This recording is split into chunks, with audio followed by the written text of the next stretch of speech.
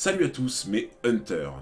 Vous avez dû le voir, j'essaie au maximum de lire vos commentaires, de répondre à vos questions, mais vous êtes souvent assez nombreux et c'est pas forcément possible pour moi en termes de temps de pouvoir répondre à tout ce que vous me demandez.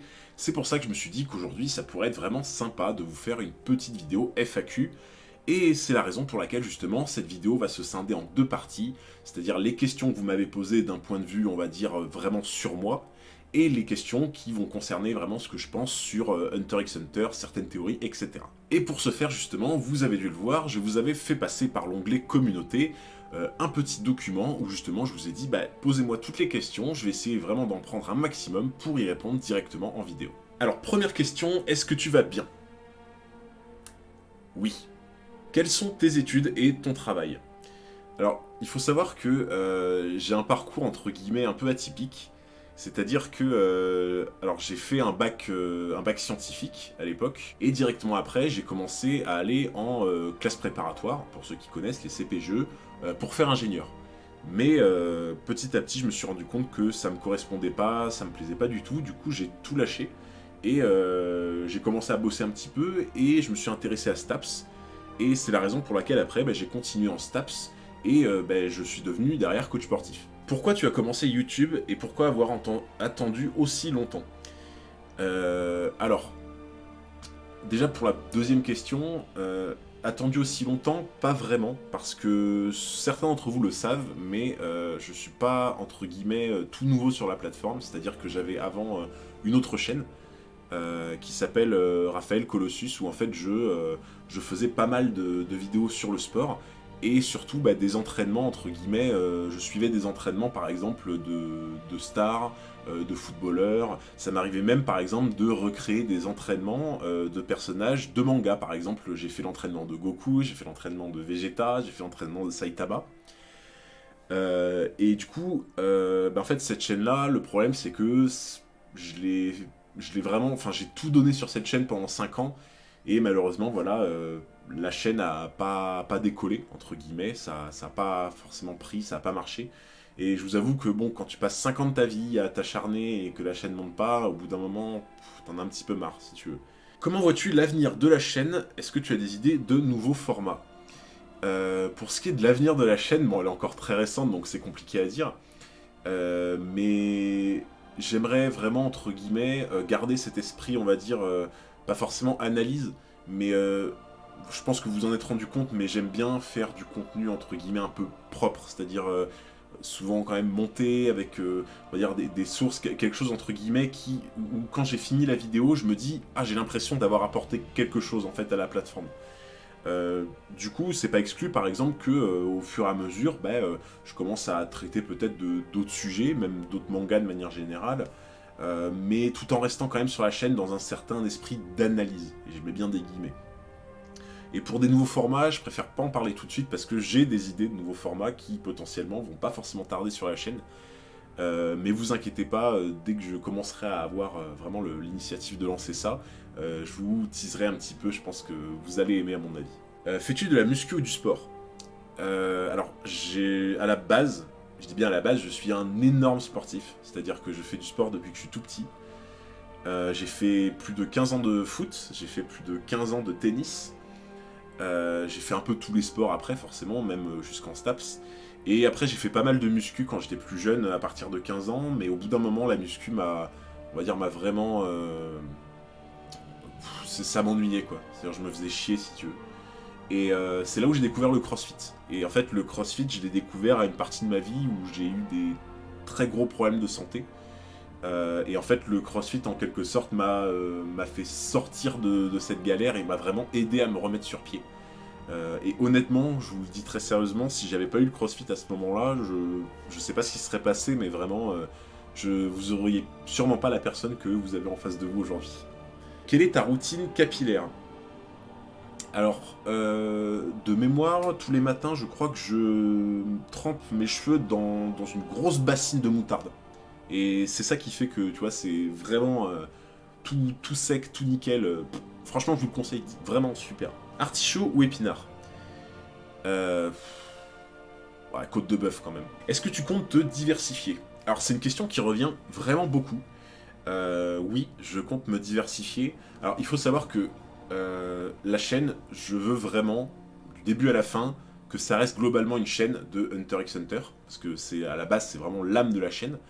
Par contre, petit à petit, effectivement, je vais commencer à parler de d'autres mangas, instaurer, entre guillemets, d'autres petits concepts, etc. Et globalement, si vous voulez, mon but, c'est que d'ici peut-être quelques mois, voire un an, que la chaîne fasse une fois par semaine, donc le mercredi, une vidéo d'un autre manga, et le dimanche, tous les dimanches, une vidéo tout le temps Hunter x Hunter. Quand et comment as-tu connu Hunter x Hunter et, et qu'est-ce que tu préfères dans le manga?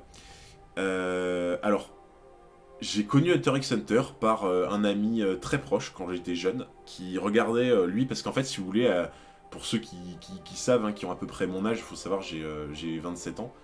En fait, pour ceux à l'époque qui, comme moi, bah, quand on était gamin, il n'y avait pas Internet, enfin pas vraiment Internet, et il y avait, bah, entre guillemets, les chaînes, il n'y avait pas de numérique, entre guillemets, vraiment à cette époque-là, et c'était vraiment les chaînes, on va dire, 1, 2, 3, 4, 5, 6. Et bah, quand t'étais gamin et que tes parents ils prenaient pas d'abonnement pour Canal+, CanalSat, etc., bah, t'avais rien d'autre. Donc tu regardais ce qui passait, quoi, tout simplement. Et en fait, un de mes meilleurs amis, lui, ses parents lui avaient acheté pas mal d'abonnements, etc. Du coup, il avait accès à beaucoup plus de choses que moi. Et en fait, c'est lui qui m'a fait connaître en me faisant voir, etc. Et c'est comme ça que j'avais accroché à l'époque, quoi. C'était bien sûr, c'était la version 99. Et ce que je préfère vraiment dans le manga, en fait, c'est que ce que j'aime beaucoup dans Hunter x Hunter, c'est que vraiment, pour moi, c'est un manga qui se rapproche de notre monde à nous, de notre vie à nous. Et en fait, par ce biais, tu peux vraiment t'identifier, pas forcément à un personnage en particulier, mais tu t'identifies vraiment à cet univers. C'est-à-dire que, tu vois, par exemple, si je te prends l'exemple de DBZ, de One Piece, tu vois, One Piece, par exemple, c'est un univers déjanté, et c'est pour ça que les gens l'aiment, mais c'est un peu trop déjanté, tu vois. DBZ, tu t'identifies, mais plus à Dragon Ball, pas à Dragon Ball Z. Parce que, tu vois, tu te rends compte en fait que dans DBZ, à partir de l'arc Saiyan, bah, ils sont surhumains. C'est-à-dire que tu prends un humain lambda comme toi et eux, bah, il y a une différence beaucoup trop grande. Et en fait, dans Hunter x Hunter, ce qui est bien, c'est que tu te rends compte que même un mec lambda, forcément, il faut qu'il s'entraîne un petit peu, mais s'il s'entraîne un peu et que à côté de ça, bah, il développe un peu ses techniques, son haine, etc., tu te rends compte que, en fait, il pourra toujours rester dans le game, tu vois. Qui sont tes persos préférés, ceux que tu détestes le plus, et celui auquel tu t'identifies? Alors, mes persos préférés, bon, forcément, vous savez, il y a Kurapika, que j'aime beaucoup. Kuroro, c'est un des personnages que j'aime le plus également. Et après, il y a vraiment Hanzo, que j'aime beaucoup, qui malheureusement n'est pas assez exploité, je trouve, dans le manga et l'anime. Et un autre perso que j'aime vraiment beaucoup, c'est Knuckle. Voilà. Sinon, des persos que je déteste, il n'y en a pas vraiment. Alors si, il y a... comment il s'appelle? Je crois que c'est Flutter. C'est... Enfin, certaines fourmis chimères, surtout Flutter. Je sais pas vous, mais sa voix à Flutter dans l'anime, ça me rendait vraiment fou. Genre vraiment, je pouvais plus me le voir. Et quand j'ai vu Neuve le dégommer, je me suis dit, merci. Non, ouais, il y a Flutter. Après, de manière générale... En vrai, franchement, c'est un des rares mangas où non, je déteste personne, franchement, tu vois. Même des personnages comme Tonpa, en soi, je trouve qu'ils ont en soi une utilité dans le manga, donc non, il n'y a aucun perso que je déteste vraiment. Si on va dire que il y aurait en soi Poufou, que je n'aime pas, mais que je n'aime pas dans le sens où en fait il reflète toutes les valeurs, si je peux dire, toutes les valeurs que je déteste. C'est-à-dire le côté dépendant à l'extrême d'une personne, le côté... alors c'est même plus fanatique, c'est-à-dire que c'est au-delà de fanatique en fait chez Poufou. On rentre vraiment voilà, dans le côté presque secte, c'est-à-dire que de l'idolâtrerie en fait quoi. Enfin voilà, en gros Poufou c'est vraiment un personnage qui est très bien design entre guillemets de manière générale, psychologiquement, etc. Mais moi ça correspond à toutes les valeurs que je déteste. Quel est ton duo préféré? Ah, mon duo préféré, sans hésitation, c'est Phoenix et Phaeton. Je sais pas, il y a quelque chose entre les deux, il y a une alchimie. Ils se complètent trop. Je sais pas, c'est un peu le grand, le petit. Je sais pas, en fait pour moi, tu me dirais, tu dois engager deux personnes pour faire un travail, c'est à eux que je pense tout de suite. Quel est ton ordre de préférence dans le Quatuor et dans la Brigade? Alors dans le Quatuor, bon, forcément il y a Kurapika qui passe devant. Ensuite je mettrais Leorio, parce que Leorio, je sais pas, surtout pour ceux qui ont vu la version 99, Leorio il dégage quelque chose de particulier, je trouve. Une forme de pureté à l'extrême, c'est ce que j'aime beaucoup. Après ça serait, je pense, plutôt Killua, parce que plus le manga avance et plus tu te rends compte qu'il rentre dans un développement psychologique extraordinaire, parce que depuis le début il a son aiguille qui l'induit en erreur, et en fait tu te rends compte qu'il sait se remettre en question, qu'en fait bah, il est capable de tout plaquer juste pour protéger son ami. Enfin vraiment il y a quelque chose de très beau autour de Killua, je trouve, de très profond.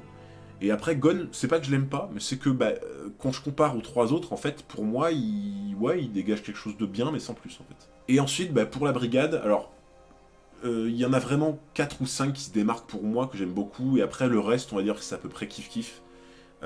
Pour moi, bon, Kuroro passera au-dessus de tout, même si je le considère pas vraiment comme un membre de la brigade, vu que c'est le chef, mais il passera au-dessus de tout. Après, c'est vraiment Finks, que j'aime beaucoup dans le manga.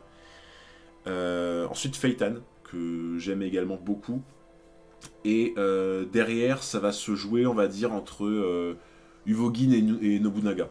Que je pense peut-être une petite préférence sur Nobunaga, mais en fait, c'est deux personnages qui ont un trait de caractère très fort, mais qui ont en même temps la bonne, entre guillemets, la bonne force de caractère, dans le sens où bah, ils sont colériques, des fois voilà, ils peuvent s'emporter pour rien, mais tu te rends compte que pour aider un camarade, ils seront toujours là, quoi. Quel est ton combat préféré? Au risque de vous surprendre, mon combat préféré n'est pas un combat qui est dans la version 2011. Mon combat préféré, c'est un combat qu'on ne voit quasiment pas, même franchement, il y a peut-être 2 ou 3 secondes où ils l'ont squeezé un petit peu. C'est le combat qu'il y a entre... alors c'est à la phase finale de l'examen, Hunter. Le combat qu'il y a entre Kurapika et Hisoka. Et en fait, dans la version 99, le combat est long, mais vraiment, hein, c'est-à-dire que je crois que le combat dure même peut-être un épisode ou un épisode et demi. Le combat est assez long et beaucoup plus marqué, et en fait, le moment où Hisoka vient murmurer quelque chose à Kurapika, en fait, tout ça, ça monte au fur et à mesure du combat, et cette espèce de tension que tu ressens, elle arrive à son apogée au moment où le combat s'arrête et qu'il lui murmure à l'oreille. Et je trouve que vraiment c'est dommage, entre guillemets, qu'ils aient pas remis ça vraiment dans la partie 2011. Si tu étais Hunter, dans quelle branche tu te spécialiserais? C'est une très bonne question, ça. En vrai, je pense que ça serait sûrement Hunter de la Blacklist, parce que au fond de moi, je suis quelqu'un... comme tout le monde, j'ai mes défauts, mais s'il y a un truc que je supporte pas dans les défauts, entre guillemets, c'est l'injustice. Enfin, dans les défauts. Vous m'avez compris, mais grosso modo, c'est vraiment une des choses que j'aime le moins et que je supporte le moins, c'est l'injustice. Et c'est pour ça que peut-être Hunter de la Blacklist, c'est ce qui m'aurait le plus plu, parce que je me serais dit, voilà, c'est ta responsabilité de voilà, d'arrêter les personnes qui, justement, bah, font n'importe quoi, etc., quoi. Peut-être aussi, je pense, Beast Hunter comme Knuckle, parce que j'aime beaucoup les animaux, et préserver les espèces, et je pense que ça m'aurait également plu, à mon avis. Est-ce que tu préfères la version 99 ou la version 2011? Ben, en vrai, tu m'aurais posé la question il y a... Allez, il y a encore 5 ans. Je t'aurais répondu sans hésiter à 99. Et en fait, plus le temps passe, et plus je trouve qu'il y en a aucune vraiment qui passe devant. C'est-à-dire qu'elles apportent complètement une chose différente chacune d'entre elles. Et par exemple, c'est pas rare que quand je revois certains arcs ou certains passages, je me dis dans la version 2011, ils ont géré quoi. Ils ont compris certaines choses qu'on voyait pas dans la version 99, qu'ils ont mis plus en avant, et ça, je trouve ça génial. Par contre, ce que je peux te dire, c'est que pour ce qui est de la partie de l'examen, et on va dire en tout cas examen sûr après, un petit peu après, je sais pas, mais vraiment examen sûr, la version 99 pour moi restera au-dessus à 100 000%. Parce que autant la version 2011 je la trouve excellente dès qu'on va dire, allez, dès qu'on repasse à l'arc vraiment Tour Céleste.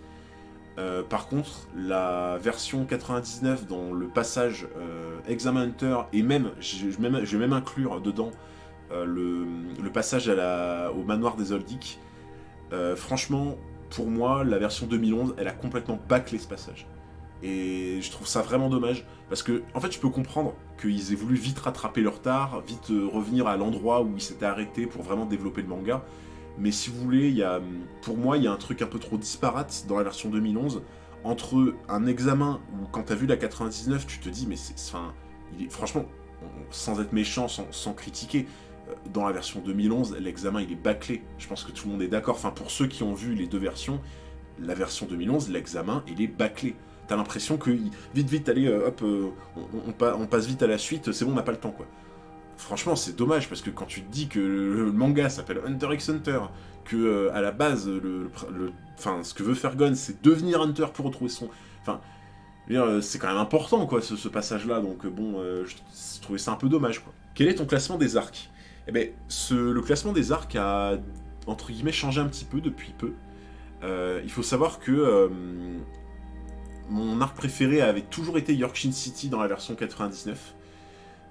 Et en fait, quand j'ai vu la version 2011, mon arc préféré est encore Yorkshire City, mais je trouve, et si je suis vraiment honnête, c'est ce que j'avoue entre guillemets, pour moi, Yorkshire City, c'est mon préféré de cœur, mais l'arc des fourmis chimères, c'est l'arc le plus... Je veux dire, le plus incroyable qu'ils aient fait, quoi. En fait, si vous voulez, quand vous le revoyez petit à petit, il y a plein de choses dont vous vous rendez compte que vous n'aviez pas vu avant, des petits détails, des petites choses assez profondes, et en fait, à chaque fois, tu redécouvres, et pour moi, c'est ça qui fait un arc réussi, c'est que, en fait, tu peux le regarder plein de fois, tu vas jamais vraiment te lasser, et à chaque fois, tu vas découvrir de nouvelles choses. Et c'est pour ça que pour moi, je mettrais vraiment, on va dire, Yorkshire City pour le cœur, ensuite Fourmi Chimère, et après, je dirais peut-être l'examen, mais version 99 uniquement. Et après, je pense Gris Island, Tour Céleste au même niveau. Quelle est ta catégorie de naine et ton Hatsu préféré, et quel type de naine tu aimerais avoir? Alors, ma catégorie de naine préférée, je crois que j'en avais déjà parlé, mais c'est l'émission. Parce que je trouve que l'émission, c'est vraiment une catégorie de naine qui m'inspire dans le sens où t'as des possibilités infinies. Un peu comme la transformation en soi. Mais t'as vraiment des possibilités infinies. Et ça tient vraiment qu'à toi d'avoir suffisamment d'imagination pour créer des trucs de fou, en fait. Et aussi, je trouve que c'est l'un des naines qui est absolument incroyable pour vraiment maintenir quelqu'un à distance. Et justement, bah, si t'es en danger, si tu sais pas ce que t'affrontes, etc., c'est un des naines, je trouve, qui est le plus safe, le plus rassurant à distance, parce que vraiment, tu peux combattre tout en restant hors de danger, on va dire. Mon Hatsu préféré... Alors, mon Hatsu préféré, c'est dur à dire, mais franchement, je pense quand même que le Dragon Head de Zeno, la première fois que j'ai vu ça, je me suis dit, mais c'est fou qu'un seul mec puisse être capable de faire ça, c'est fou. Donc je pense, ouais, que ça serait le Dragon Head de Zeno. Quel type de naine tu aimerais avoir? Alors, moi, j'ai à peu près une idée du type de naine que j'aimerais vraiment avoir. Et en fait, ça va se rapprocher... Enfin, il y aurait plusieurs techniques. Mais une des techniques que j'aimerais beaucoup avoir, ça serait justement relié à l'émission, entre guillemets. Et grosso modo, le principe, ça reprendrait un peu le même principe que, pour ceux qui connaissent, le Kaioken de Sangoku. Parce qu'il faut savoir que le Kaioken, c'est genre ma technique préférée de DBZ, mais de très loin. Et peut-être même la technique que je préfère de tous les mangas confondus. Et si vous voulez, le Kaioken, en fait, pour moi, ce que j'adore, déjà, c'est cette espèce de lueur rougeâtre que je trouve mais incroyable. Et en fait, c'est le principe, si vous voulez, entre guillemets, de dompter, dompter sa force psychique, et que sa force psychique, entre guillemets, va vraiment faire exploser les capacités physiques, et que du coup, tu as sans arrêt un équilibre entre le contrôle de ta force psychique, qui elle-même, si elle n'est pas contrôlée, ne va pas contrôler la force physique. Et en fait, dans ce principe-là, si tu ne contrôles plus rien, ton corps se détruit, en fait. Et ce principe-là, je le trouve incroyable, parce que c'est le principe même du gamble, quoi, de la prise de risque. Et du coup, pour moi, un naine de l'émission incroyable, ça serait un peu ce principe-là, c'est-à-dire que tu émets une aura qui vient renforcer, entre guillemets, ton corps et tes attaques, et qu'en fait, cette aura, elle dépend uniquement de ta maîtrise de ta force psychique, et que à chaque fois que tu vas vaciller, ça se répercuterait sur ton corps, un peu par exemple comme si t'avais ton os du bras gauche qui se brisait, si par exemple au bout d'un moment tu contrôles moins ton énergie. Donc un peu comme dans Naruto avec Gai Sensei pour les portes par exemple. Est-ce que tu préfères le manga ou l'animé? Alors, globalement, pour Hunter x Hunter, ça va peut-être vous surprendre, mais je préfère l'animé.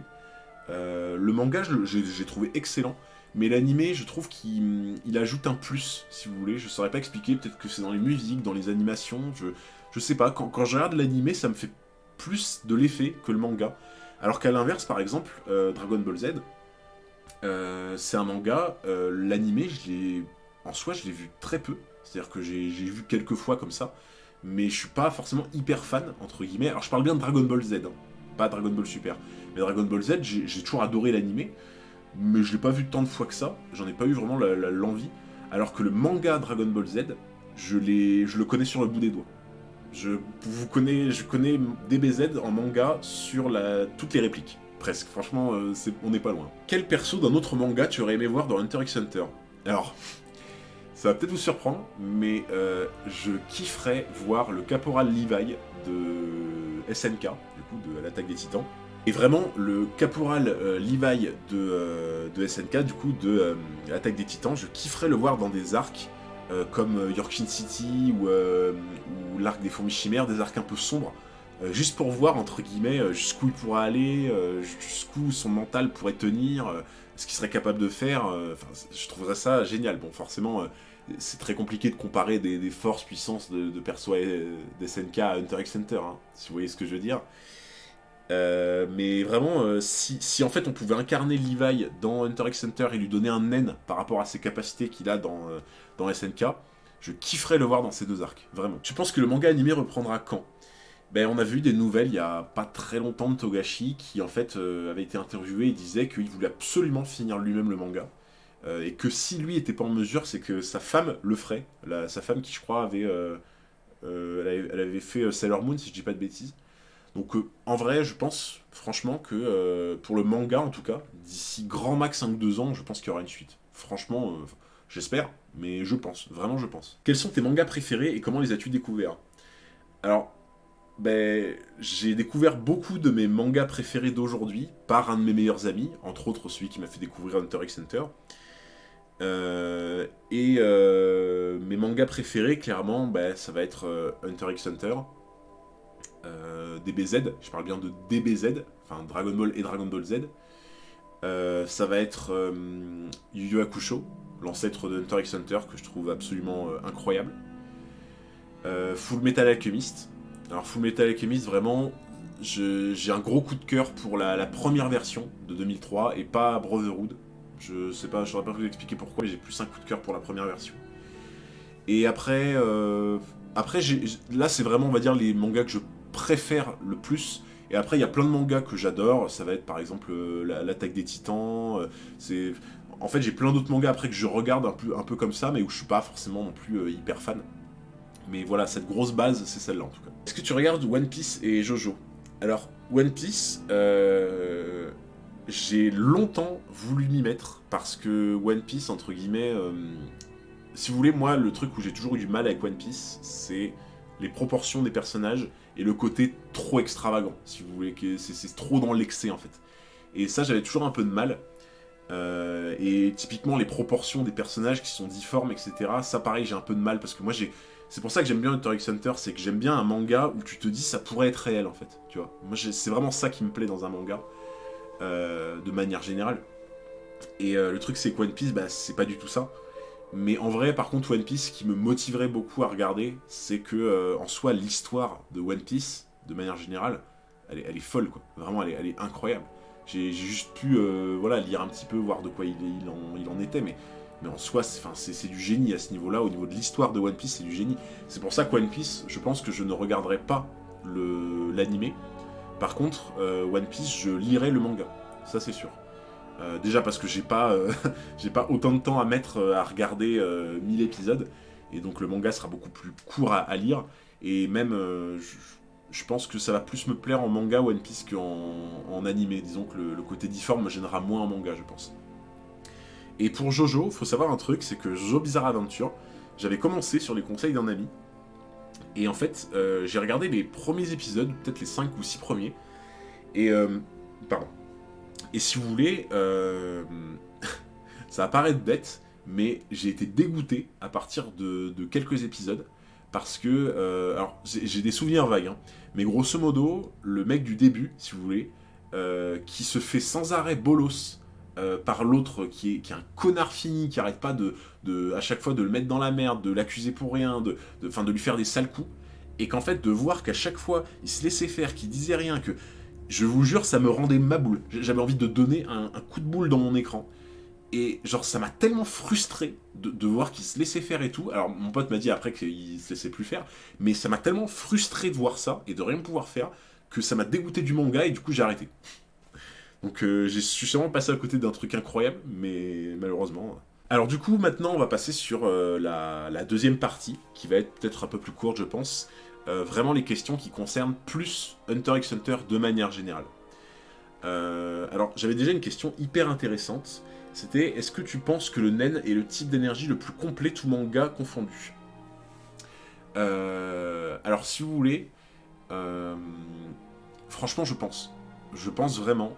En tout cas, le plus complet, c'est dur à dire parce qu'il faut savoir exactement ce qu'on met derrière complet, mais je dirais le plus élaboré, on va dire.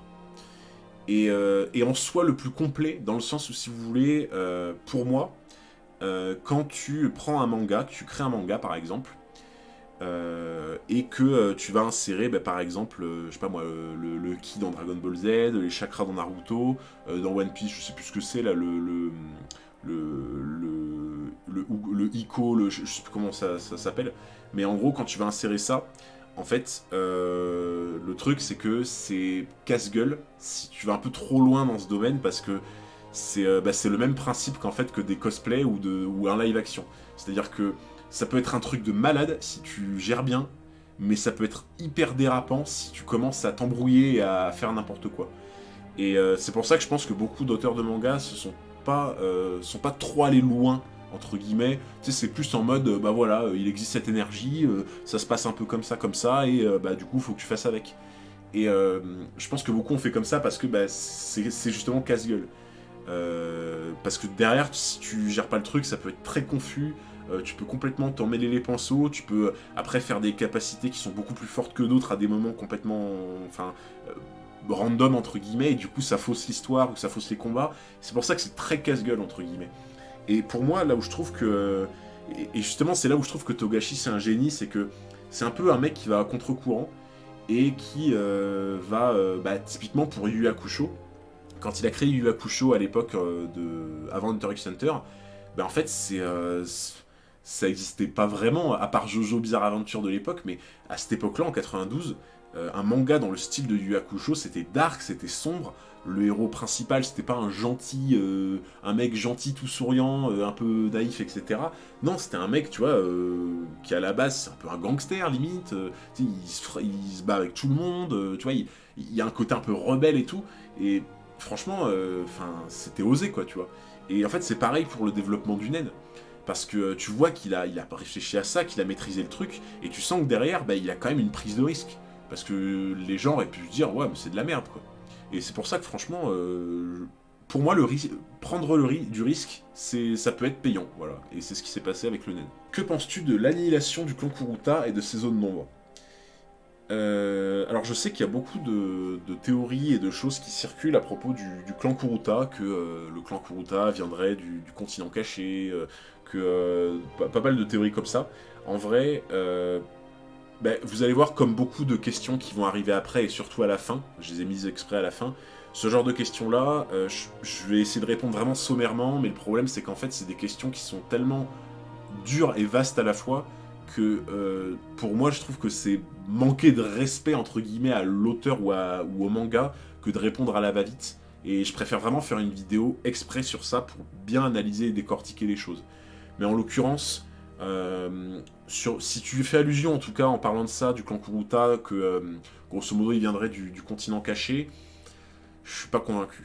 Franchement je suis pas convaincu parce que en fait pour moi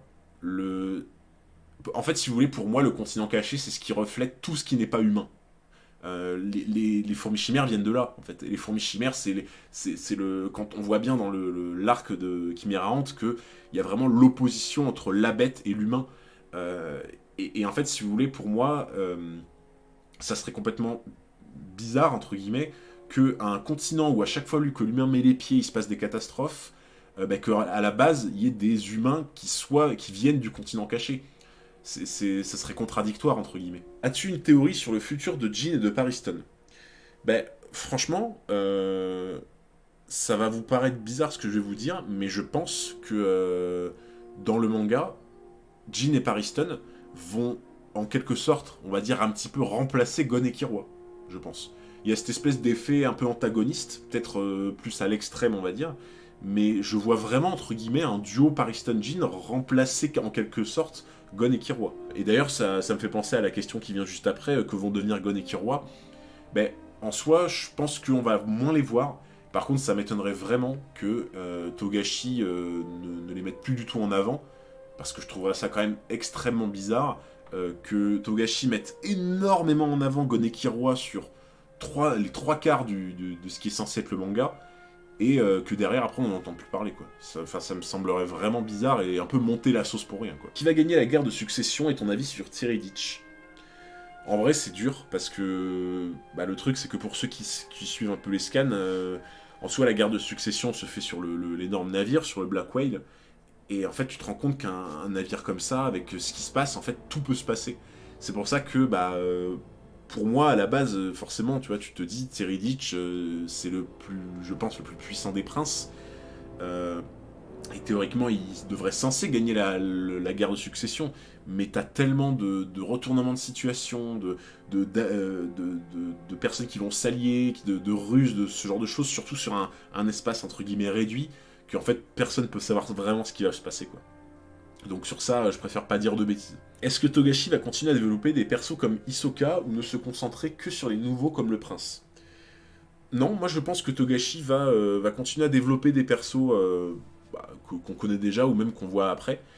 Parce que pour moi, c'est le même principe que Gon et Killua, c'est-à-dire que pour moi ça ne sert à rien, venant d'un génie comme Togashi, ça ne sert à rien de développer énormément la psychologie d'un personnage que tu vois depuis longtemps, si c'est pour le laisser tomber derrière après comme une vieille chaussette. C'est pour ça que moi, je pense vraiment que Togashi va continuer à développer des persos un peu comme Hisoka ou comme, je sais pas moi, comme Kurapika, comme Enzo, etc.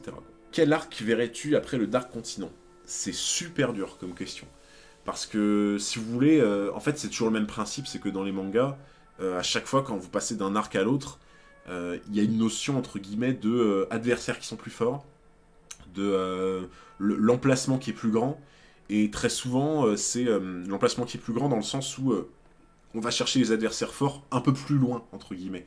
Dans DBZ, typiquement, c'est exactement fait comme ça. C'est-à-dire que dans DBZ, tu te rends compte que les arcs avancent, et plus les arcs avancent, plus en fait ils prennent du terrain sur l'univers et qu'ils se rendent compte que loin dans l'univers, il y a des personnages beaucoup plus forts.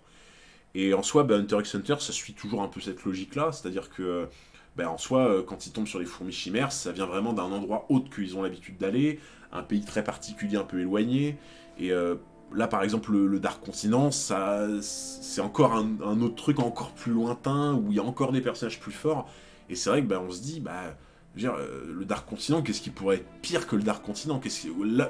À quel endroit il pourrait y avoir des persos plus forts que dans le Dark Continent? Et c'est là que tu te dis, malheureusement, après le Dark Continent, ça sent la fin, quoi. Mais pour moi, je pense qu'il y aurait quand même moyen de faire un arc après le Dark Continent, parce que Hunter x Hunter, ils sont capables de montrer qu'ils peuvent pas forcément tourner le manga que autour du combat, mais aussi autour des problèmes géopolitiques, des pouvoirs entre guillemets très particuliers, pas forcément qui sont innés au combat. Enfin, il y a vraiment des tas de choses à creuser, et même personne n'est en mesure de dire que après le Dark Continent, il y a un truc encore plus grand, un autre continent encore pire, en fait, on sait pas. De qui parlait Netero pour les 5 meilleurs utilisateurs de Nen du monde? En vrai, c'est pas facile dans le sens où forcément, Jin était compté dans l'un des 5, mais après c'est très compliqué parce que si ça se trouve, les 4 autres on les connaît pas du tout. Par contre, je pense très sincèrement que je pense pas que le prince en fasse partie. Par contre, je suis quasiment sûr que le fils de Netero, donc Bayon Netero, je suis quasiment sûr qu'il en fait partie. Parce que bah, c'est quand même le fils de Netero, quoi. Et je sais pas, il y a quelque chose autour du personnage qui est très particulier. Déjà, faut pas oublier qu'il est revenu vivant du continent caché, ce qui en soit un exploit. Et rien que pour ça, je pense qu'il fait forcément partie des meilleurs utilisateurs de naines du monde. Et je pense aussi que je mettrais peut-être Pariston. Parce qu'il y a trop de choses qui tournent autour de ce personnage. Et pour moi, il y a une trop grosse lumière qui est mise dessus pour qu'il soit un mec lambda en termes de combat, quoi. Pourquoi les Zodiacs ne sont pas intervenus pendant l'arc Chimera Ant? Bah, en vrai, si tu veux, c'est hyper compliqué parce que ça, limite, il n'y aurait que l'auteur qui pourrait y répondre.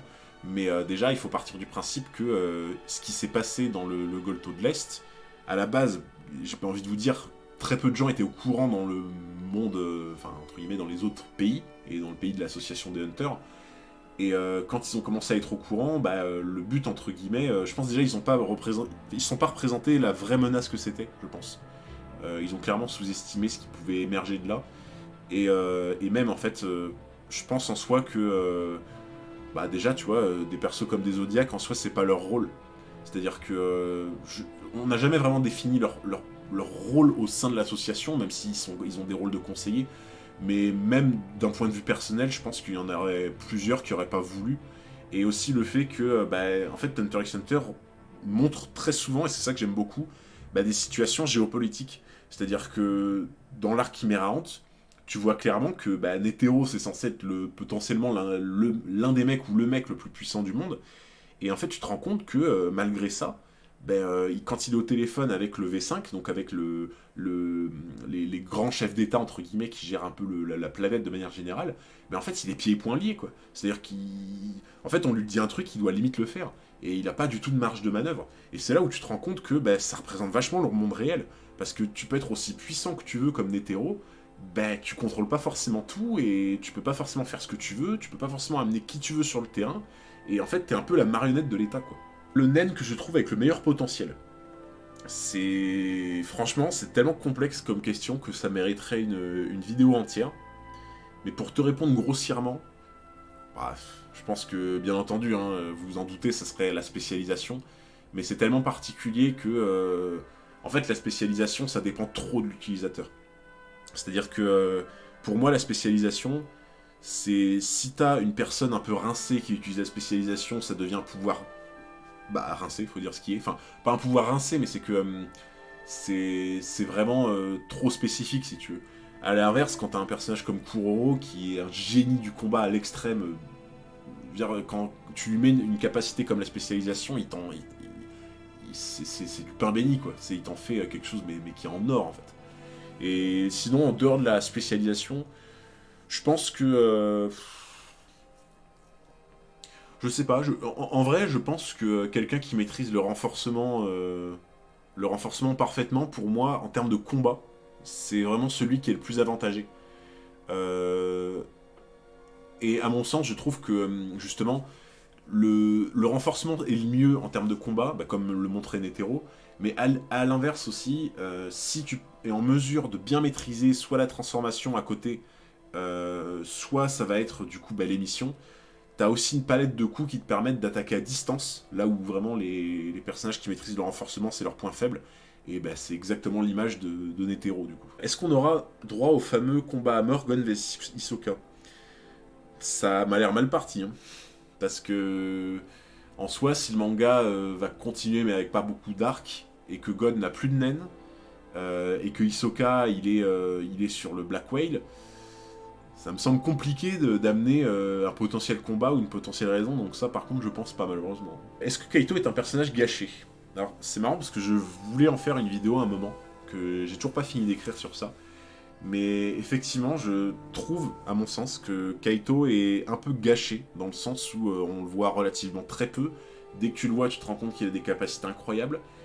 Et en fait, moi, ce que je trouve surtout gâché dans le personnage, c'est surtout son introduction au début. Parce que pour ceux qui savent, dans la version 99, Kaito, en fait, on le voit au tout début du manga. Et en fait, bah, c'est au moment où il gifle Gon et il lui montre qu'il n'a pas à se trouver à tel endroit de la forêt parce qu'il peut se faire attaquer. Et en fait, il avait été obligé de tuer la maman d'un ours renard, je sais pas quoi. Et en fait, pour moi, ça déclenchait tout ce moment du début. Tu te ressouvenais de Kaito de ce moment-là, donc t'avais un peu un truc de nostalgie comme ça. Tu te disais, en fait, c'est un peu lui qui l'a mis sur la piste de son père, etc. Et pour moi, ils ont gâché le personnage de Kaito en supprimant ce début qu'il y avait dans la version 99. Je trouve ça vraiment super dommage. Un avis sur Zig et Maazoldik. En fait, beaucoup de gens m'ont dit non, Zig, pour moi Zig c'est Ma et tout. Non, non, non, vraiment. Enfin, en fait, c'est. Vous avez peut-être raison, hein, j'en sais rien, hein, j'ai pas la science infuse. Mais le truc, c'est que quand tu vois les documents de Togashi, par exemple, il avait fait une espèce d'image où tu voyais la succession comme ça de personnages. C'est-à-dire, tu voyais la tête en gros de Ma tout en haut, tu voyais la tête de Killua tout en bas. Ensuite, au-dessus de Killua, t'avais la tête de Silva. Tu reconnais hein, vraiment les visages. Hein. Au-dessus de la tête de Silva, tu reconnaissais la tête avec les moustaches de Zeno. Et en fait, la tête qu'il y avait entre Ma et Zeno, tu voyais une tête qui ressemblait vite fait à celle de Killua, un mix de la tête de Killua et de Zeno, sauf que il n'y avait pas la moustache, et en fait les cheveux étaient un peu en mode comme ça, en fait, un peu en mode diable. Et en fait, quand tu vois les illustrations de Zig, Zoldyck, ça correspond complètement à sa tête, en fait, tu vois. Et surtout que pour moi, Zig, pour moi, c'est forcément celui qui fait l'entre-deux entre Ma et Zeno, parce que en termes d'époque, ça correspond complètement au voyage qu'il avait fait avec Netero sur le continent caché. Donc pour moi, Zig est complètement le fils de Ma, quoi. Meruem peut-il survivre seul sur le Dark Continent? Franchement, bon, post-rose, même pas, la question ne se pose même pas. Et après, bah oui, hein, en soi oui. Parce que quand il réfléchit, les fourmis chimères sont issues du Dark Continent, elles y survivent bien. Bah, pour le coup, Meruem, je vois même pas comment il y survit pas, hein, pour le coup. Par contre, s'il tombait sur une calamité, je pense pas que ce serait la même chose, forcément. Mais... Et enfin, pour les dernières petites questions de cette vidéo, j'avais laissé, voilà, en fait, je vais vous répondre un peu par oui ou par non, parce que le problème, c'est que les 5 questions qui restent, si je voulais vraiment y répondre, il faut une vidéo entière. Et du coup, vous m'aviez demandé, Gon adulte vs Netero. Moi, personnellement, je pense que Netero gagne. Parce que déjà il y a l'expérience de manière générale. Et en fait, même si Gon était au-dessus en termes on va dire de puissance et de naine, l'expérience joue trop dans un combat comme ça. Et il y a aussi le fait que en fait Gon, bah, il a level up d'un coup. Donc en soi, il a les mêmes techniques mais en beaucoup plus puissantes. Et du coup, s'il a les mêmes techniques, il a les mêmes défauts. Et s'il a les mêmes défauts, ça veut dire que bah, le combat à distance, c'est pas son truc. Et typiquement, ça veut dire qu'en soi, si Netero le maintient sans arrêt à distance, Gon ne le touchera jamais en fait. Quoi. Ensuite, il y avait Feitan vs Hisoka. Moi personnellement, je pense que Feitan pourrait battre Hisoka. Parce que, en fait, je pense d'un point de vue puissance physique, etc., même vitesse, je pense qu'Hisoka a l'avantage sur quasiment, on va dire, pas tous les persos du manga, mais sur un très grand nombre. Le problème, c'est qu'en fait, le nen de Feitan, le principe du nen de Feitan, c'est tellement overcheaté, en fait, sur un combat à long terme, que il y a de très rares sont les persos qui sont capables de se battre, entre guillemets, sur le long terme contre Feitan, parce que tu peux pas, quoi. C'est-à-dire que un pouvoir qui est grandissant comme ça, en fonction des coups que tu reçois, plus le combat s'avance, et plus c'est impossible de te battre contre lui, quoi. Silva vs Zeno. Ben, ça c'est compliqué parce que c'est vrai que c'est compliqué de jauger la force entre Silva et Zeno. Mais j'ai envie de vous dire, je prendrais pas de risque en disant ça, je pense que Zeno gagnerait par l'expérience. Et enfin, Jin vs Meruem. En vrai, Meruem post-rose, no match, bien entendu. Mais Meruem classique, en vrai, je sais pas. Je sais pas parce que pour le coup, il y en a qui me diraient ouais, mais Netero est censé être plus fort que Jin, donc pas possible. Ben oui, mais en termes de puissance, je pense que Jin n'aurait pas le dessus. Par contre, son principe de pouvoir voler des pouvoirs, un peu comme Kuroro, ça c'est exactement pareil, c'est que ça le rend tellement spécial et tellement particulier en combat que tu sais jamais ce qui pourrait se passer en fait, tu vois. Donc je sais pas, j'aurais tendance à te dire à la base avantage pour Meruem, mais en fonction de ce qui se passe avec le vol de capacité, on sait pas. Ben voilà, c'est tout pour cette vidéo FAQ, du coup, c'était un vrai plaisir de répondre à vos questions. Je suis désolé si j'ai pas forcément pu répondre à toutes les questions que vous m'avez posées. J'ai vraiment essayé de pourtant en prendre un maximum de les englober, donc globalement je pense avoir répondu quasiment à toutes vos questions. Si vous en avez d'autres, n'hésitez pas à les poster directement en commentaire sous la vidéo, et à me dire forcément si ça vous a plu, si vous voulez peut-être dans, je vous dis n'importe quoi, dans quelques mois, voir à nouveau une FAQ. En tout cas, c'était un plaisir. N'hésitez pas à mettre un gros pouce bleu à la vidéo, ça aide beaucoup pour le référencement, et aussi forcément à vous abonner pour ne pas manquer les futurs épisodes. Et sur ce, je vous dis merci pour votre force, et à bientôt pour de nouveaux combats.